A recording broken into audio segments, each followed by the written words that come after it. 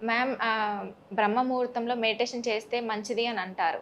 అసలు మెడిటేషన్ చేయడం వల్ల దానివల్ల కలిగే ప్రయోజనం ఏంటి? కొంచెం పూర్తిగా వివరించండి. సీ ప్రతి పర్సన్‌కి కొన్ని క్యారెక్టరిస్టిక్స్ ఉంటాయి. ఇప్పుడు మీరున్నారు. హ్మ్. మీకు భయముందా? ఉంటది. కొన్ని కొన్ని వాటికి. ఎందుకుండాలి?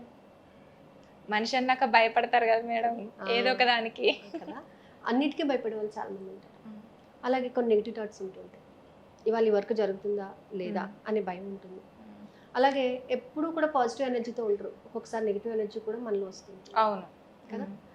ఒక్కోసారి ఈ క్షణంలో హ్యాపీగా ఉంటారు. నెక్స్ట్ మినిట్‌లో కోపం వచ్చేస్తుంది. హ్మ్. ఇరిటేట్ అయిపోతుంటారు. అవును. కదా! వర్క్ ఈగో ప్రెషర్ వస్తూ వల్లో ఈగో వస్తూ హ్మ్. ఉంటుంది ఒక్కోసారి. హ్మ్. అంతేకాదు మనం మాట్లాడే మాట తీరు మారిపోతుంది. హ్మ్. కదా! అవును.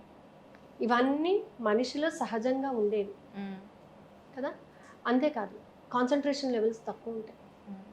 దేని మీద ఫోకస్ పెట్టలేకపోతుంటారు. కానీ బ్రహ్మ ముహూర్తంలో మెడిటేషన్ చేసే వాళ్ళకి మాత్రం ఇవన్నీ ఏమీ ఉండవు.